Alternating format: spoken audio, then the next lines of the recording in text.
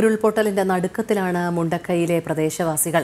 പ്രിയപ്പെട്ടവരെ നഷ്ടപ്പെട്ട വേദനകൾ ഉള്ളിലൊതുക്കിയാണ് പലരും രക്ഷാപ്രവർത്തനം നടത്തുന്നത്. മുണ്ടക്കൈയിൽ നിന്നും അർജുൻ PS തയ്യാറാക്കിയ റിപ്പോർട്ടിലേക്ക്. നമ്മളിപ്പോൾ നിൽക്കുന്നത് മുണ്ടക്കയത്താണ്. അതായത് ഈ ഉരുൾപൊട്ടിയ ഉത്ഭവ കേന്ദ്രത്തിന്റെ അടുത്ത് തന്നെയാണ് നമ്മൾ നിൽക്കുന്നത്. ഇവിടെ നമ്മൾ നേരത്തെ സൂചിപ്പിച്ച പോലെ തന്നെ ഇവിടെ ഒന്നും അവശേഷിക്കുന്നില്ല, വീടോ ഒന്നും അവശേഷിക്കുന്നില്ല. ആ ഒരു സാഹചര്യത്തിലും ഈ സമീപ പ്രദേശവാസികൾ ഇവിടെ തെരച്ചിലിനൊപ്പം തെരയുവാൻ കൂടുന്നു. ഇവരുടെ ഉറ്റ സുഹൃത്തുക്കളെയാണ് കാണാതായത്, അല്ലെങ്കിൽ ഉറ്റ ബന്ധുക്കളെയാണ് കാണാതായത്. അതൊക്കെ മനസ്സിലൊതുക്കി, ആ വിങ്ങലൊക്കെ മനസ്സിലൊതുക്കിക്കൊണ്ടാണ് ഇവർ ഈ രക്ഷാപ്രവർത്തനത്തിന് ഇറങ്ങുന്നത്. അവരോട് തന്നെ നമുക്ക് ചോദിക്കാം, എങ്ങനെയായിരുന്നു ഈ ഒരു ഉരുൾപൊട്ടൽ സമയത്ത് നിങ്ങൾ ഇവിടെ ഉണ്ടായിരുന്നോ? എത്തരത്തിലായിരുന്നു ഉരുൾപൊട്ടൽ ഉണ്ടായത്? ഉരുൾപൊട്ടൽ സമയത്ത് ഫസ്റ്റ് ഉരുൾപൊട്ടുന്നത് രാത്രി 1 മണി സമയത്താണ്. രാത്രി 1 മണി സമയത്താണ് പൊട്ടുന്നത്. ഫസ്റ്റ് പൊട്ടുന്നതെന്ന് വെച്ചാൽ ഭയങ്കരമായ ഇതായിട്ടൊന്നല്ല, ഒരു ചെറിയ തോതിലായിരുന്നു.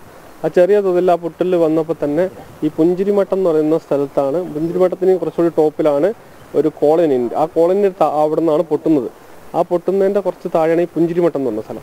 അവിടെയുള്ള ആളുകൾ അപ്പോളെ അവർ ഒഴിപ്പിച്ചു. ഒരുപാട് ആൾക്കാർ അവിടെ നിന്ന് കാട്ടിലേക്ക് കയറി അവർ രക്ഷപ്പെട്ടു. പിന്നെ അതിൻ്റെ ശേഷം രണ്ടാമത് പൊട്ടുന്നതാണ് കാര്യമായിട്ട് ദുരന്തമായിട്ട് പൊട്ടുന്നത്. ആ പൊട്ടുന്നതിലാണ് ആ പുഞ്ചിരിമട്ടത്തിൻ്റെ താഴെയുള്ള കുറച്ച് വീടുകൾ, 3-4 വീടുകളിലുള്ള ആൾക്കാരും അതിൻ്റെ താഴെ ഇങ്ങോട്ട് ഈ ഭാഗത്തുള്ള ആൾക്കാർ മുഴുവനും ഇതിൽപ്പെട്ടത്. അവിടുന്ന് പൊട്ടി ഒലിച്ചു വന്ന് ഈ പറഞ്ഞ നാസർ ഖാൻ്റെ വീട്, ഈ ബാക്കിൽ കാണുന്ന ഈ വീട് നാസർ ഖാൻ്റെ വീട്. ഈ വീട്ടിലേക്ക് അവിടുന്ന് അടിച്ചു കയറി വന്നിട്ടാണ്. ഇവിടെ പൊട്ടിയതല്ല, പക്ഷെ അവിടുത്തെ ആ ആഘാതം മൂലം സംഭവിച്ചതാണ്. ഇവിടെയൊക്കെ പൊട്ടി നാസർ ഖാൻ്റെ വീട് മുതൽ ഇന്നലെയും കൂടെ നമുക്ക് 3 ഇത് കിട്ടിയതാ. 3 ബോഡി കിട്ടി. ഇവിടുന്ന് ഇന്നലെ രാവിലെ ഒരു ഇവിടെ ഈ കാണുന്ന സ്ഥലത്താണ് 3 ബോഡി. ഈ ചേട്ടൻ്റെ അമ്മ ഇന്നലെ രാവിലെയാണ് ഞങ്ങൾക്ക് കിട്ടുന്നത്. അത് കഴിഞ്ഞിട്ട് ഇവിടുന്ന് അടിച്ചു പോയിട്ടാണ് പിന്നെ ആ ഭാഗത്തുള്ള റോഡും വീടുകളും ആ സൈഡിലുള്ള വീടുകളും ഇതായിപ്പോയത്. ഇവിടെയുള്ള ഒരുപാട് ആൾക്കാർ ഇതിൽ കാണാതായതുണ്ട്. ഇതുവരെ റിപ്പോർട്ട് നമുക്ക് ബോഡി പോലും കിട്ടാത്ത നിലയിലാണുള്ളത്. ഇവിടുന്ന് അങ്ങോട്ടാണ് ഭയങ്കര ഭയങ്കര കുത്തിയൊലിച്ച് പോയിട്ടുള്ളത്. ഈ ഭാഗത്തുനിന്ന് കുത്തിയൊലിച്ച് പോയതാണ് നമുക്ക് നിലമ്പൂർ ഭാഗത്തുനിന്നും അവിടെ നിന്നായിട്ട് നമുക്ക് ബോഡി കണ്ടെത്തുന്നത്. ഇതിൻ്റെ മേലേക്കാണ് പുഞ്ചിരിമട്ടം എന്ന് പറഞ്ഞ സ്ഥലം. ആ ഭാഗത്തുള്ള കുറച്ച് പേരെ മാത്രമേ നമുക്ക് രക്ഷിക്കാൻ കഴിഞ്ഞിട്ടുള്ളൂ. തീർച്ചയായും അത്തരത്തിൽ ഇദ്ദേഹത്തിൻ്റെ ആണെന്ന് തോന്നുന്നു കുടുംബക്കാരൊക്കെ അകന്നുപോയ ഒരവസ്ഥയുണ്ടായിരുന്നു. ആ ബന്ധുക്കളൊക്കെ ഈ ഒരു കുത്തിയൊലിക്കുന്ന ഈ പുഴയിൽ അകപ്പെട്ടു പോകുന്ന ഒരു അവസ്ഥയുണ്ടായിരുന്നു. എന്നിട്ടും ഈ റെസ്ക്യൂ പ്രവർത്തനത്തിന് ഇറങ്ങുകയാണ്. ഞങ്ങൾ 3 ആൾ മരിച്ച്. പിന്നെ മെഞ്ഞാതിനെ കിട്ടി. മെഞ്ഞാതി രാത്രിയോടെ ആ പരിപാടി കഴിഞ്ഞ്. പക്ഷെ ഞങ്ങൾ ഇവിടെ തന്നെയാണ്, ഇവിടെ തന്നെ എല്ലാ പരിപാടിയും നടക്കുകയാണ്. തീർച്ചയായിട്ടും ഇത്തരത്തിൽ സങ്കടകരമായ കാര്യം എന്ന് വെച്ചാൽ നമ്മൾ ഈ പുഞ്ചിരിമട്ടത്തിൻ്റെ ഓപ്പോസിറ്റ് സൈഡ് ഒരു വലിയൊരു പശു ഫാം ഉണ്ടായിരുന്നു. അവിടെയുള്ള പശുക്കളൊക്കെ അവിടെ ഒറ്റപ്പെട്ട് കിടക്കുക. അവിടെ എത്തിച്ചേരാനോ ഇന്നലെ വരെ നമുക്ക് എത്തിച്ചേരാനോ ഒന്നിനും സാധിച്ചിട്ടില്ല. ഈ കാണുന്ന ഈ പുഴ കടന്ന് അപ്പുറത്തേക്ക് കടക്കാൻ ഇതുവരെ ഞങ്ങൾക്ക് ആർക്കും സാധിച്ചിട്ടില്ല. അത് എത്തിക്കാനുള്ള സംവിധാനം കാര്യങ്ങളൊക്കെ ഇന്ന് ചെയ്യണം. പിന്നെ ആ പശുക്കൾക്കും കാര്യങ്ങൾക്കൊക്കെ ഉള്ള ഫുഡ് കാര്യങ്ങൾ.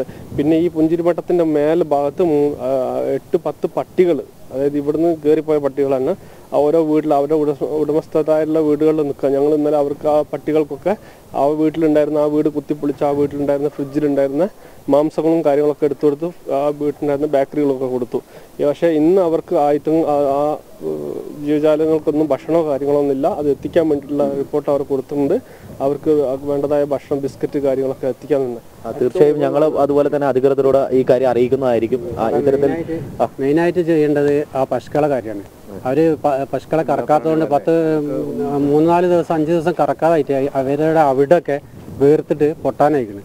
അപ്പോൾ കഴിയുന്നത് വെറ്റിനറി ഡോക്ടർമാർ അവിടെ എത്തിക്കാൻ സാറുമാരൊന്ന് വേണ്ടപ്പെട്ടവരെ ഒന്ന് അറിയിക്കണം. അത് മാത്രമേ. അത് പുഞ്ചിരിമട്ടം കഴിഞ്ഞ് മേലെ ഒരു റിസോർട്ടുണ്ട്, അവിടെ ഒരു ഫാമുണ്ട്.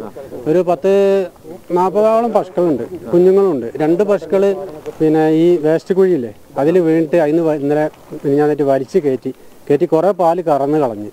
ഇനിയും കുറേ പശുക്കളുണ്ട്. ഈ അവിടെ വീങ്ങിയിട്ട് പാല് ഒക്കെ കറവുള്ള പശുക്കളല്ലേ, അവരെ അതൊന്ന് കറന്ന് റെഡിയാക്കാനുള്ളതെന്ന് അധികൃതരെ എങ്ങനെയും ഒന്ന് നിങ്ങൾ അറിയിക്കണം.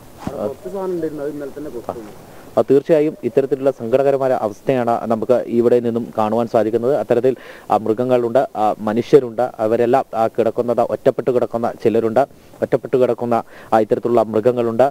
മാത്രമല്ല ഈ മണ്ണിനുള്ളിൽ ഇപ്പോഴും അവശേഷിക്കുന്ന ജീവനുണ്ടെങ്കിൽ അത് ആ ഒരു ജീവൻ രക്ഷിക്കുവാൻ വേണ്ടിയാണ് ഇത്തരത്തിലുള്ള റെസ്ക്യൂ പ്രവർത്തനങ്ങളെല്ലാം ഇവർ ഏർപ്പെട്ടിട്ടുള്ളത്.